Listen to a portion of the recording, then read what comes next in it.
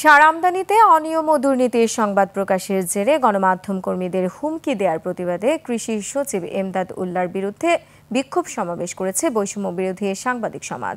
মঙ্গলবার সকাল 11টায় জাতীয় প্রেস ক্লাবের সামনে আয়োজিত এই সমাবেশে সাংবাদিক নেতারা কৃষি সচিবের অপসারণ এবং সার কেলেঙ্কারির সঙ্গে জড়িতদের বিরুদ্ধে তদন্তের জোর দাবি জানান। বক্তারা অভিযোগ করেন, বিভিন্ন জাতীয় দৈনিকের সার আমদানি নিয়ে সরকারি অর্থ লোপাটের সংবাদ প্রকাশিত হওয়ার পর কৃষি সচিব সাংবাদিকদের প্রতি অত্যন্ত ক্ষুব্ধ হন এবং অশ্লীল ভাষায় হুমকি প্রদান করেন। ঘটনার বিচার বিভাগীয় তদন্তের দাবি জানানো হয়।